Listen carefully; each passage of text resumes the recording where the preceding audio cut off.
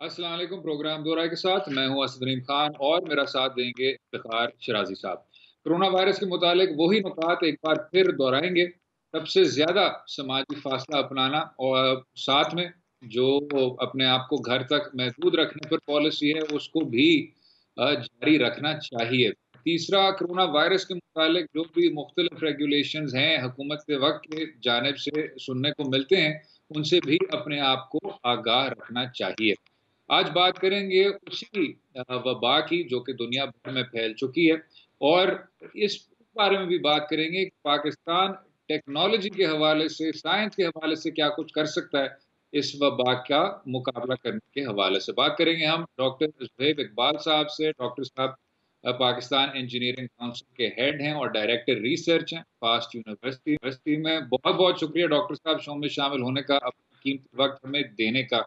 ये बताइएगा जनाब कि वफाकी वज़ीर साइंस और टेक्नोलॉजी का कई बार कहना था कि पाकिस्तान भी वैक्सीन पर काम कर रहा है और कुछ बिल्कुल ही इब्तदाइया में आपको कुछ डेवलपमेंट देखने को मिली हैं। साथ में ये भी बात हो रही है कि एक्स-रेज़ के ज़रिए कोरोना वायरस की तस्दीक की जा सकती है और आखिर में साइंटिफिक एप्स के थ्रू, आर्टिफिशियल इंटेलिजेंस के थ्रू भी इसका मुकाबला किया जा सकता है। इन तमाम डेवलपमेंट्स को सामने रखते हुए डॉक्टर साहब क्या राय रखते हैं आप? वालेकुम जी।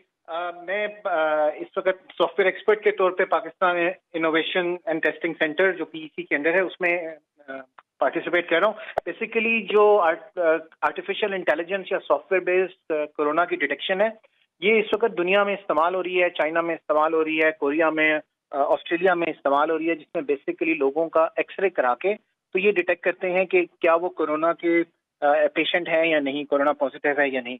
तो इधर तो पाकिस्तान में भी हमारी ऐसी टेक्नोलॉजीज डेवलप हो रही हैं जो बेसिकली एआई को इस्तेमाल करके और एक्सरे बेस्ड डिटेक्शन करें। तो हमारे जो साइंटिस्ट जी। ने निकॉप में है, डॉक्टर साजिद बलोच साहब, उनकी टीम है जिन्होंने आर्टिफिशियल इंटेलिजेंस बेस्ड एक इसी तरह का सॉफ्टवेयर बनाया है जो एक्सरे को अगर आप उसको एज इनपुट दे दें तो वो ये इवेलुएट करके बताता है कि क्या आपके लंग्स के ऊपर कोरोना का इन्फेक्शन है या नहीं, विजिबल है या नहीं। और माशाल्लाह इसके बड़े अच्छे रिजल्ट्स आ रहे हैं। ये जो टीम इसकी है, मेरा ख्याल है डॉक्टर उस्मान साहब हैं जो इसको हेड कर रहे थे, and it has shown remarkable success. और जो अब भी टेक्नोलॉजी का ही दौर है, बहुत ज्यादा डायग्नोसिस जो है वो टेक्नोलॉजी बेस्ड हो रहे हैं। तो I think it's a very very good step. और मैं शाबाश दूंगा माशाल्लाह जो इनकी टीम ने बहुत ही अच्छी डिवाइस बनाई है डिटेक्ट करने के लिए। इसके रिजल्ट जो अभी तक हमारे पास आए हैं, हमने इंटरनेशनल स्टैंडर्ड्स बनाए, जो इंटरनेशनल स्टैंडर्ड्स को फॉलो करते हुए पाकिस्तान में हमने इसकी बाकायदा टेस्टिंग की है, thorough, based on a large set of data जो कि डाइवर्स हॉस्पिटल से लिया है। और उसमें इसके बड़े ही पॉजिटिव रिजल्ट्स आ रहे हैं, कोई 90% से ज्यादा इसकी एक्यूरेसी आ रही है। तो हम जो कॉल देते हैं वो ये कह रहे हैं कि जहाँ पे पीसीआर टेस्टिंग वगैरह की फैसिलिटी अवेलेबल ना हो, वहाँ पे बेसिकली आर्टिफिशियल इंटेलिजेंस वाला जो ये सॉफ्टवेयर बना है, इसके लिए सिर्फ हमें एक एक्सरे एज इनपुट इनको चाहिए। एक्सरे तस्वीर मोबाइल से भी खींच के दे सकता है, हॉस्पिटल से जो उनकी डायफ्राम होता है वहां से भी भेज सकता है, और ये उसको डिटेक्ट करके रीजनेबल सक्सेस देता है। तो माशाल्लाह ये भी पाकिस्तान के साइंसदानों का एक बड़ा अच्छा काम है जो इस डायरेक्शन में किया है। जिस जी, तरह आपने शिराज़ी साहब। बताया भी है कि अमेरिका से लेके कोरिया तक, और ये भी कहा जा रहा है कि शायद भारत के अंदर भी इसका इस्तेमाल हो रहा है। तो ये बताइएगा कि क्या पाकिस्तान में अब सॉफ्टवेयर अवेलेबल है और इसको बड़े पैमाने पे इस्तेमाल किया भी जा रहा है? और बिलखसूस जब हम बार बार ये बात करते हैं कि पाकिस्तान में टेस्टिंग किट्स इतनी अवेलेबल नहीं है, जिन लोगों को सिम्टम्स हैं उन्हीं का टेस्ट किया जा सकता है, तो अब ये जो सिम्टमेटिक लोग हैं जिनमें कोई कोई किसी किस्म के कोई ऐसे कोई निशानियां नहीं मिल रही कि उनको कोविड हुआ कि नहीं हुआ, तो क्या ख्याल है इस सॉफ्टवेयर के जरिए उन लोगों को भी अब टेस्ट किया जा सकता है? क्योंकि पाकिस्तान अब रैंडम टेस्टिंग की तरफ जाएगा तो मेरे ख्याल में उसमें हमें सिचुएशन का ज्यादा बेहतर अंदाजा होगा। तो क्या हुकूमत ने कोई इस हवाले से भी कोलैबोरेशन आपकी हो रही है कि नहीं हो रही? जी, पाकिस्तान इंजीनियरिंग काउंसिल का जो मैंडेट है उस हिसाब से जो इलेक्ट्रोमेडिकल डिवाइसेस हैं उसको हम इवेलुएशन कर रहे हैं। तो ये जो एआई बेस्ड डिवाइस जो सॉफ्टवेयर है बेसिकली जो टीम ने बनाया है, सॉफ्टवेयर का कमाल यही है कि वो बेसिकली अपने अगर हेड ऑफिस में बैठ के उसको चलाया हुआ है, क्लाउड पे कहीं अपलोड किया हुआ है, और किसी भी रिमोट लोकेशन में अगर कहीं एक्सरे हो रहा है तो ये सॉफ्टवेयर इस्तेमाल हो सकता है। तो सबसे जो बड़ा फायदा है इसका वो ये स्केलेबिलिटी वाला फायदा है कि नंबर्स आपके बड़े आराम से आ सकते हैं। दूसरा, पीसीआर आपने जिस तरह कहा वो एक्सपेंसिव भी हैं, किट्स भी शॉर्ट हैं, जहाँ पे ये अवेलेबल ना हो पीसीआर, वहाँ पे इस्तेमाल बड़ा अच्छा हो सकता है। फिर कुछ केसेस में जो पीसीआर हैं उनके वो स्वाब लेने के इश्यूज हैं, कुछ डॉक्टर्स उसमें कई दफा वो जो ले रहे होते हैं स्वाब वो प्रॉब्लम कर जाते हैं, उन केसेस में बड़ा फीजेबल है। तो ओवरऑल चूंकि सॉफ्टवेयर बेस है, इट अलॉज कि आप with in a few minutes आपको ऑन एवरेज, हमने जो टेस्ट किए हैं उनमें 5 से 10 मिनट के अंदर ऑन एवरेज आपको रिजल्ट आ जाते हैं। तो ये बड़ा एफिशिएंट और क्विक है। एसिम्टोमेटिक और सिम्टोमेटिक की डेफिनेशन एक्चुअली पीसीआर में भी वो कई दफा पीसीआर भी उसमें गड़बड़ कर जाता है। तो इसलिए वहाँ पे जिन जिन के लंग्स पे इम्पैक्ट आया हुआ है कोविड का, उन पे तो ये इट इज शोइंग रिमार्केबल जो प्रोग्रेस है। तो अगर आपको ये शक है कि कफ आपकी कोरोना की वजह से है या नहीं है, तो फिर ये आपको डिटेक्ट करके बता सकता है कि कफ किस वजह से आ रही है। या कुछ एसिम्टोमेटिक भी हैं जिनके लंग्स पे इम्पैक्ट होता है, उनके केसेस में भी ये बड़ा अच्छा रिजल्ट देता है। अच्छा डॉक्टर साहब, इसी रिसर्च को आगे लेके जाते हुए जो हुकूमत वक्त की भी स्ट्रेटजी है TTQ की, टेस्टिंग, ट्रेसिंग, क्वारंटीन, अब इस पर कुछ तवज्जो दिलाई जा सकती है कि शायद इस स्ट्रेटजी को भी मजीद वसी किया जाए टेक्नोलॉजी के जरिए? जी सर, जो अभी तक जो पीसीआर की वजह से इस जो TTQ की स्ट्रेटजी है वो थोड़ी लिमिटेड है, क्योंकि हमारे पास उतनी किट्स अवेलेबल नहीं है या रिमोट लोकेशन में उस तरह फैसिलिटीज अवेलेबल नहीं है। फिर वो ट्रैवल होता है और वो जिसको आपने टेस्ट किया होता है उसको कुछ अर्से आपको फिर क्वारंटाइन रखना पड़ता है जब तक रिजल्ट नहीं आते। तो उन सब की रिप्लेसमेंट के तौर पर नहीं, लेकिन जहाँ अवेलेबल नहीं है वहाँ पे एज अ सेकेंडरी डिवाइस के तौर पे it is a very very good product. और इससे जो आपकी कैपेसिटी है वो कई गुना ज्यादा बढ़ जाती है कि अगर आपने थाउजेंड्स ऑफ पर्सन्स का करना है टेस्ट, तो आपको कम से कम जो पॉजिटिव है कोरोना वो सारे आपको इस टेस्ट पे नजर आ जाएंगे। उनमें तो बहुत ही अच्छे रिजल्ट्स आ। तो जो पॉजिटिव होते हैं आमतौर पे उन सबके जिनके लंग्स इंफेक्टेड हैं उन सबको आप बड़े आराम से क्वारंटाइन कर सकते हैं, आइसोलेट कर सकते हैं।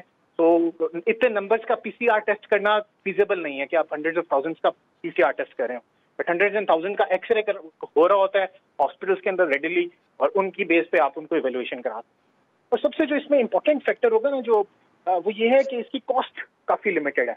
मतलब it's an X-ray that you have to do, क्योंकि दूसरे केसेस में वो मतलब 6 से 8 हजार 10 हजार तक का एक टेस्ट है जो शायद 2-3 दफा कराना पड़ता है। तो बहुत सारे लोग इस वजह से उस तरफ जा ही नहीं रहे, वो टेस्ट कराते ही नहीं है। तो जहाँ पे वो फीजिबल ना हो वहाँ पे this technology based system is a very good alternative.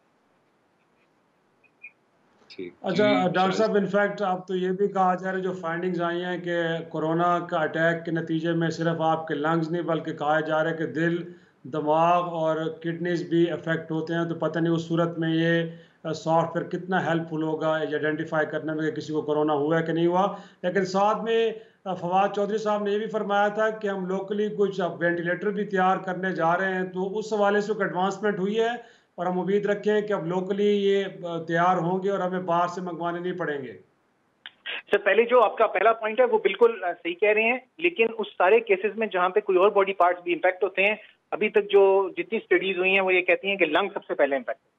तो lungs is the right call कि अगर आप लंग्स की बेस पे डिटेक्ट करते हैं तो ये काफी हद तक फीजिबल है। और ये जो आपने जो एग्जांपल दी इस तरह इंडिया की जहां डिप्लॉय हो भी चुका है, चाइना का, कोरिया का, कुछ जगहों पे और भी जो डिप्लॉय हो रहा है वो ये लंग्स बेस्ड ही कर रहे हैं। तो मतलब अगर वो हार्ट भी होता है तो वो बाद में आपकी सिचुएशन या ब्लड क्लॉटिंग हो जाती है क्योंकि वो आपको ऑक्सीजन से ही पहुंच नहीं रहा होता, तो वो एज अ साइड इफेक्ट होता है। प्राइमरी इम्पैक्ट जो होता है वो स्टार्टेड फ्रॉम लंग्स है। दूसरा जो आपने कहा वेंटिलेटर्स वाला, वेंटिलेटर्स में माशाल्लाह पाकिस्तान की भी काफी टीम्स काम कर रही हैं। पाकिस्तान इंजीनियरिंग काउंसिल को हमने वो एक कॉल भेजी थी इनिशियली लोगों को कि आप जो इंटरेस्टेड हैं वो अप्लाई करें। तो हमारे पास मेरा ख्याल अराउंड 40-50 डिजाइन आए थे इनिशियली, और उस सॉरी जी बताएं, बात मुकम्मल करें डॉक्टर साहब। जी उसमें 40-50 डिजाइन आ गए थे और अब उसके ऊपर टीम्स काम कर रही हैं। पिछले 3-4 महीने से हमने देखा है हमारी ये डिफेंस ऑर्गेनाइजेशन की कुछ टीम्स हैं वो काम कर रही हैं, कुछ प्राइवेट सेक्टर्स की इंडस्ट्री हैं वो काम कर रही हैं। तो बेसिकली जो इंटरनेशनल स्टैंडर्ड्स हैं, क्योंकि ये वेंटिलेटर्स जो होते हैं ये होते सेफ्टी क्रिटिकल है, यानी कि अगर ये खराब हो जाए तो बंदा की बेसिकली लाइफ का प्रॉब्लम होता है। तो इसके इंटरनेशनल स्टैंडर्ड्स जो हैं वो काफी स्ट्रिंजेंट है। तो हम जो पाकिस्तान इंजीनियरिंग काउंसिल की तरफ से कर रहे हैं वो हम उन स्टैंडर्ड्स की अवेयरनेस दे रहे हैं लोगों को, फिर उनकी क्वालिफिकेशन कर रहे हैं, जो प्रोडक्ट्स बन रहे हैं उन स्टैंडर्ड्स के हिसाब से। तो इंशाल्लाह we are seeing very good design और बड़ी अच्छी प्रोटोटाइप्स हैं जो अभी तक बन रही हैं। तो वी आर वेरी होपफुल कि इंशाल्लाह very soon we will have some ventilators. बिल्कुल ठीक, इसी पर वक्फा लेंगे, वक्फे के बाद गुफ्तगू जारी रहेगी हमारे साथ।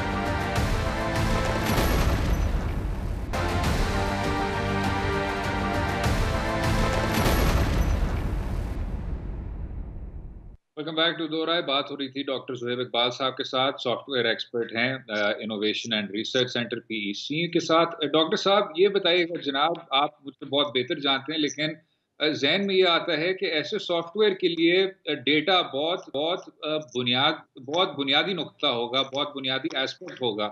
तो जहाँ तक लोग हैं जिनका पॉजिटिव या नेगेटिव टेस्ट हुआ है, उनकी उम्र क्या है, क्या वो सिम्टोमेटिक हैं, एसिम्टोमेटिक हैं, उनकी लोकेशन क्या है, ये तमाम डेटा सेट्स तक रसाई हासिल करना कितना आसान रहा है, या इससे मजीद भी अभी काम करना है?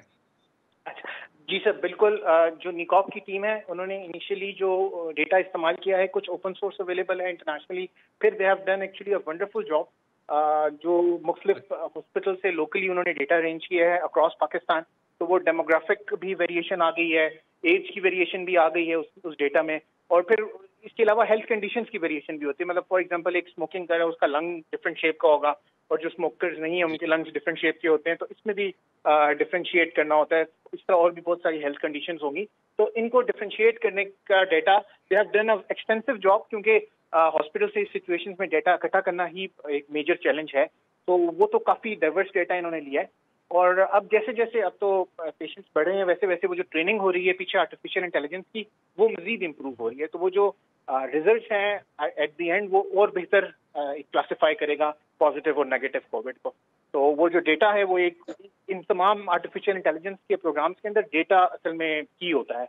तो अभी तक काफी एक्सटेंसिव डेटा है। हमने जो टेस्टिंग की अपने एटीपी पे वो भी हमने डॉक्टर साहब ये भी आवाम की आगाही के लिए ये भी बताइएगा कि बुनियादी तौर पे क्या अब इस सॉफ्टवेयर को आपने कमर्शियल भी कर दिया है और ये अब पूरे मुल्क में अवेलेबल है, और अगर कोई आम आदमी अपनी तसल्ली के लिए ये जानना चाहे कि कहीं वो कोविड का पेशेंट है या नहीं है, और वो एक्सरे करवा के अगर ये जानना चाहता है, तो ये सॉफ्टवेयर की एबिलिटी कहाँ कहाँ तक है और आवाम तक इसकी रसाई है कि लोग अगर चाहें तो अपने बारे में तसल्ली कर सकते हैं? कुछ इस बारे में बताइए।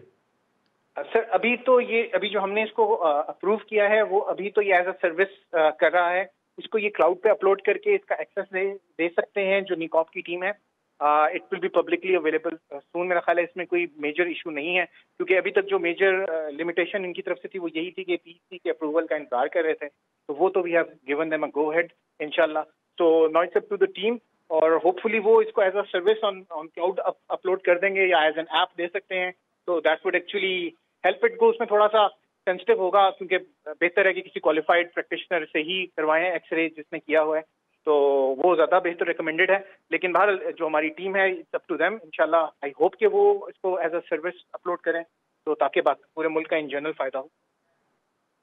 अच्छा डॉक्टर साहब, मजीद इकदाम क्या हैं? इसको आप, इस सॉफ्टवेयर को आप एक्सपैंड करेंगे, इसकी कैपेसिटी बढ़ाएंगे, रोल आउट करेंगे? What are the next steps? जी, सो निकॉप की टीम से जो हमारी बात हुई है डॉक्टर साजिद से, उसमें उनके जो एम्बिशन है, जो नंबर वन वो यही है कि they will keep on improving the data set, जो जिसकी बेस पे ट्रेनिंग हुई है। वो जैसे जैसे मजीद डेटा आ रहा है उसके हिसाब से इसकी एक्यूरेसी है वो इम्प्रूव कर रहे हैं। उसके अलावा इसको कम्प्लीटली ऑटोमेट करने की वो कोशिश कर रहे हैं, जिस तरह तक जो सिनेरियो आपने बताया था कि एक बंदा अपना एक्सरे वहीं से अपलोड कर दे, वो ऑटोमेटिकली पूरी चेन पूरी होकर उसको रिजल्ट पॉजिटिव या नेगेटिव आ जाए।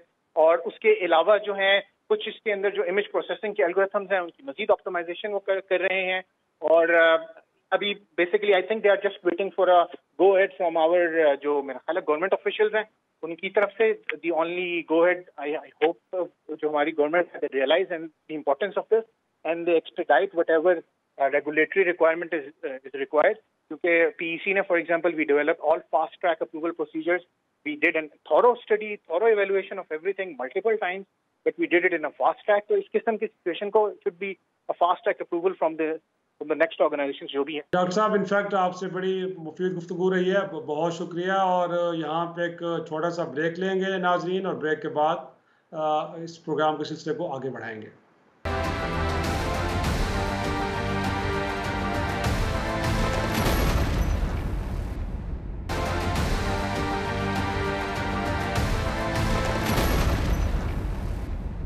वेलकम बैक टू दो राय। बात करेंगे, इकोनॉमिक कोऑर्डिनेशन काउंसिल ने एक अहम तरीन फैसला लिया है कि पाकिस्तान स्टील मिल के तमाम मुलाजमीन को ना सिर्फ ले ऑफ कर दिया जाएगा, उनको 1 साल की कॉम्पेंसेशन भी फराहम की जाएगी।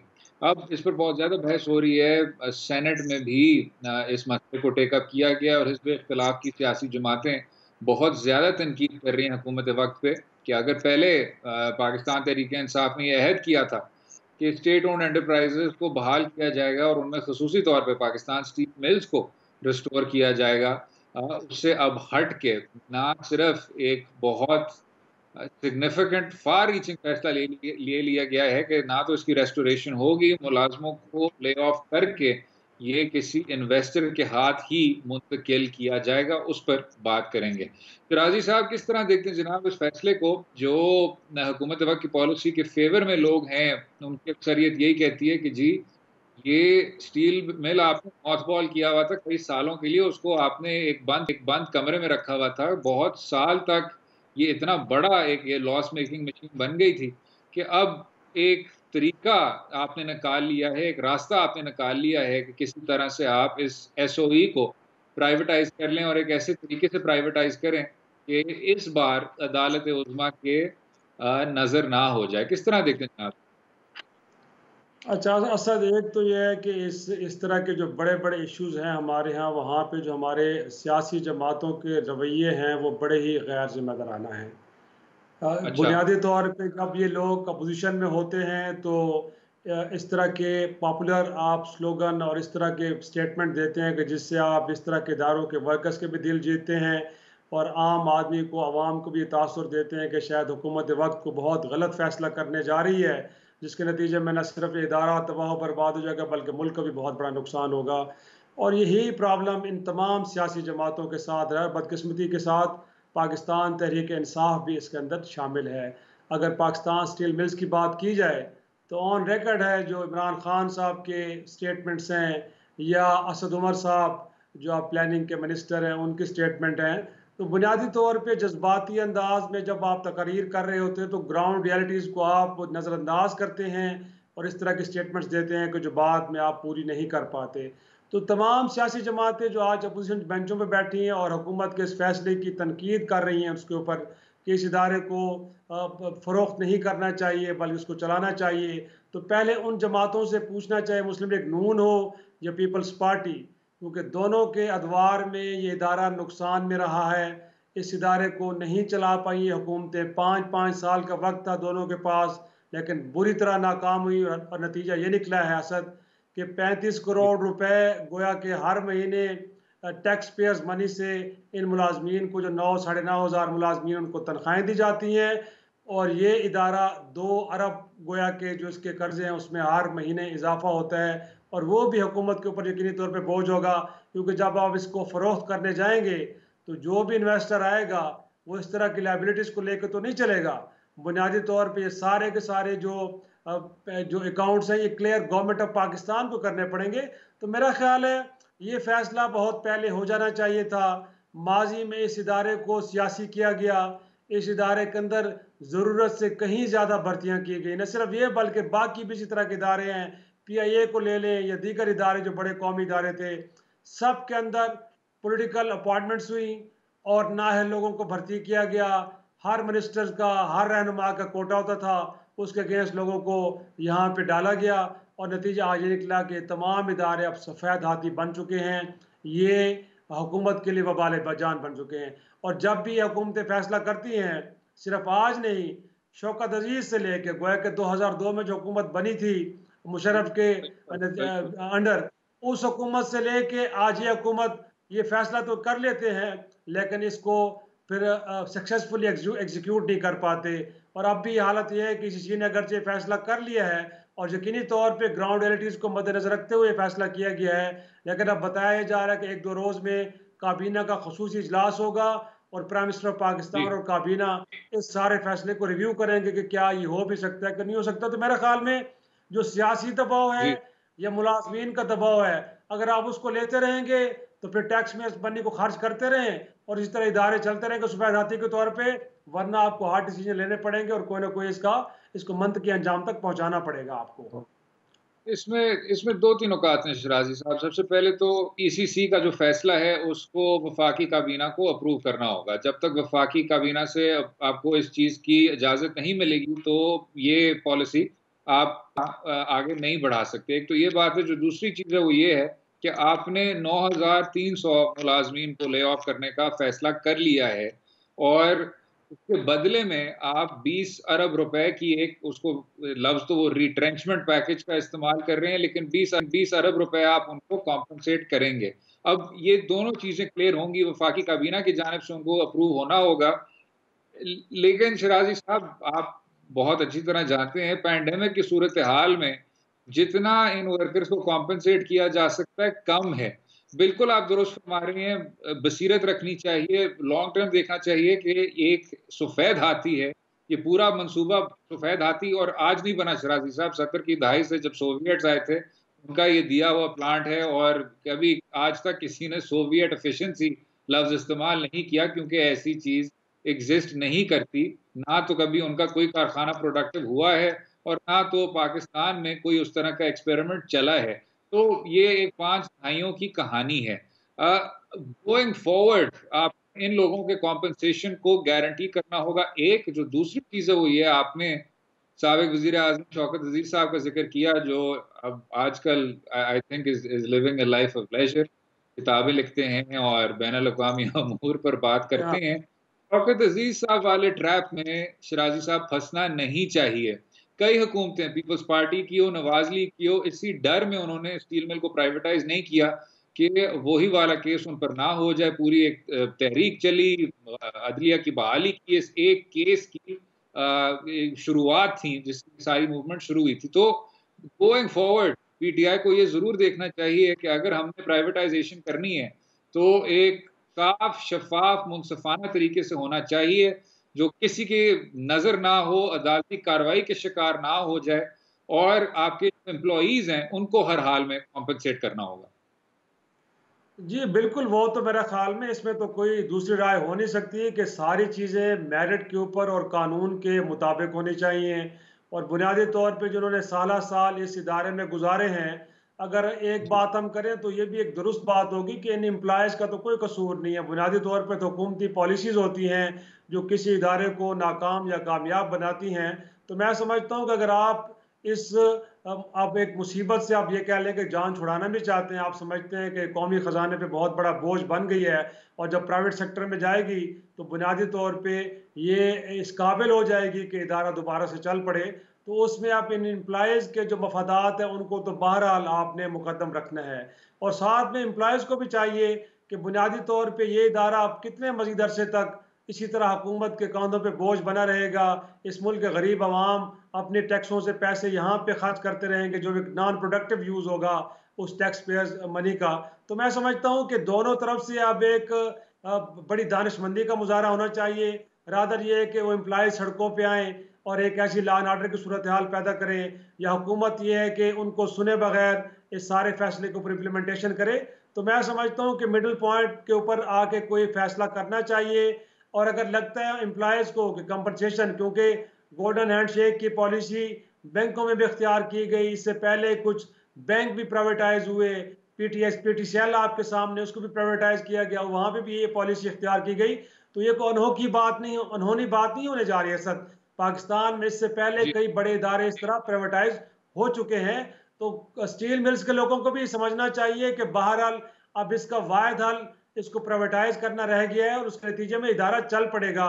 तो अगर उनके कोई कंसर्न्स हैं, वो समझते हैं कंपनसेशन मनी को बेहतर नहीं है, इसको बेहतर करना चाहिए, तो वो तो हो सकती है। लेकिन अगर कोई ये कहे कि सारे के सारे फैसले को रिवर्स कर देना चाहिए, तो मैं नहीं समझता कि रिवर्स करने से कोई एक बेहतर सोल्यूशन आएगा, क्योंकि साल बाद 2 साल बाद फिर ये मसला होगा कि इस इदारे को हमने प्राइवेटाइज करना है और तरीकाकार क्या होना चाहिए। तो जो फैसला करना है आज करना चाहिए। पेंडेमिक की सूरत हाल के अंदर आप ठीक कह रहे हैं, अगर खुदा न खास्ता कल को ऐसा ना हो असद कि ये हुकूमत कि जो मजीद इकनॉमिक क्राइसिस का शिकार हो और 6 महीने बाद एम्प्लॉयज़ को तनख्वाहें देने के काबिल न रहे, तो अगर इनको तनख्वाहें 6 माह बाद नहीं मिलेंगी तो बेहतर ये है कि जो कंपनसेशन मनी मिल रही है उसको लेना चाहिए। और उसके बाद अगर इनकी नए सेटअप के अंदर जो नया एक प्राइवेट इन्वेस्टर आएगा, इस इदारे को चलाएगा, अगर एम्प्लॉयज के अंदर इतनी अहलियत है तो वहाँ पे भी एडजस्ट हो सकते हैं, और मुल्क के दीगर इदारों में भी इतनी गुंजाइश बहरहाल होगी कि वहाँ पे भी इनको खपाया जा सकता है।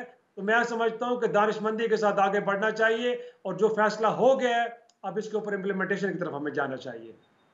नहीं, बिल्कुल दुरुस्त फरमा रहे हैं जनाब, ये अच्छा कदम है, लेकिन अभी सिर्फ इब्तदा है। अगर एक नया सेटअप होगा तो इसमें कोई शक नहीं कि इन्हीं वर्कर्स को तरजीह देनी होगी।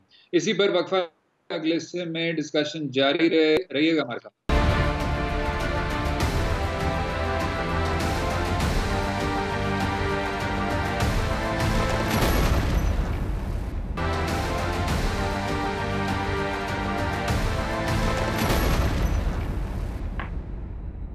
वेलकम बैक टू दो राय।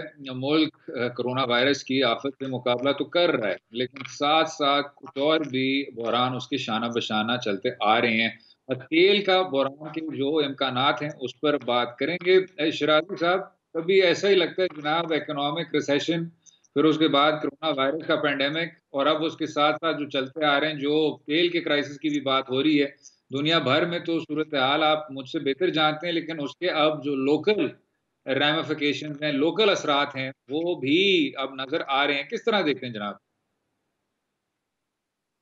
पिछले 3 माह में पेट्रोलियम मसनूआत की कीमतें मुसलसल नीचे आई, और इस वक्त सूरत हाल ये है कि पेट्रोल और डीजल की जो कीमत है वो कम से कम 40 और 40 रुपए से भी ज़्यादा नीचे आ चुकी है।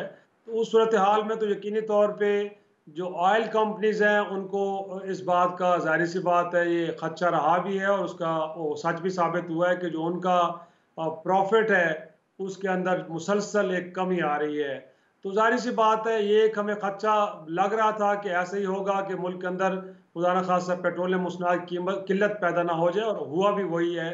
लेकिन मैं हैरान इस बात पे होता हूँ कि जब पेट्रोलियम डिवीजन ने 1 जून का ये लेटर है असद, जो जी। यकीनी तौर पे मीडिया के ऊपर आया भी है, कि जब आप ओगरा को ये ख़त लिख रहे हैं कि हमें खदशा है कि मुल्क के अंदर क्योंकि मुसलसल कीमतें गिर रही हैं, तो ऑयल कंपनीज कहीं सप्लाई को कम ना कर दें या स्टोरेज को बढ़ा ना दें अपनी, और मुल्क के अंदर पेट्रोलियम मसनूआत की कीमतें कहीं क्योंकि उसकी जो अवेलेबिलिटी है कहीं मुतासर ना हो, तो इसको मेक श्योर किया जाए। और साथ में उस लेटर के अंदर जो एक और इंटरेस्टिंग बात लिखी गई है सर, वो बड़ी हैरान कुन बात है। गोया कि आप ये साथ में पेट्रोलियम डिवीजन ये भी फरमा रहा है कि इम्कान ये है कि जुलाई के महीने में पेट्रोलियम मसनूआत की कीमतों में इजाफा होगा। तो जब आप इस तरह की नवीद सुना रहे हैं पेट्रोलियम कंपनीज को कि जुलाई के महीने में मसनूआत की कीमतों में इजाफा हो सकता है, तो मुझे बताइए असद कि दुनिया में वो कौन सा बिजनेसमैन है कि जिसको आप ये एक अच्छी खबर सुना दें कि आपके पास जो प्रोडक्ट पड़ी हुई है ये अगले महीने में जाके महंगी हो जाएगी, और आप इसको हम्म। उसी अंदाज में फरोख्त करते रहे जिस अंदाज में आप कर रहे हैं। तो मैं नहीं जी। समझता कि दुनिया में कोई भी बिजनेसमैन ऐसा करेगा। तो जब आपने रिकॉर्ड के ऊपर चीज़ों को लेके आ गए हैं और आप ये फरमा रहे हैं कि जुलाई के अंदर कीमतें बढ़ेंगी, तो फिर उसके नतीजे में हुआ क्या है कि जो ऑयल कंपनीज हैं उन्होंने मुल्क के अंदर जो पेट्रोलियम मसनूआत की सप्लाईज है उसको कंट्रोल कर दिया। गोया कि जो रिक्वायरमेंट थी उससे नीचे इस वक्त फराहम की जा रही हैं सप्लाईज। तो उसका नतीजा ये है हम्म। कि पूरे मुल्क के अंदर जो पेट्रोल पंप्स हैं, आप लेने जाएं 1000 का पेट्रोल तो वो कहते हैं कि 300 का मिल सकता है, इससे ज़्यादा नहीं मिल सकता। कोई 2000 का लेना चाहते तो उससे कहा जाता है कि जी 500 का दे सकते हैं, इससे ज़्यादा का नहीं दे सकते। तो आपने ये लेटर लिखा क्यों? पहले तो पेट्रोलियम डिवीजन के उन लोगों को पकड़ा जाए कि अभी पूरा 1 महीना पड़ा है और ओगरा ने जाके इस कीमत का तयन करना है, उसके लिए एक प्रॉपर तरीकाकार होता है, समरी जाती है और डिसीजन होता है आखिरी 1-2 दिनों में, और आप पूरा 1 महीना पहले उन कंपनीज को बता रहे हैं कि जुलाई के महीने में ये कीमतें बढ़ सकती हैं।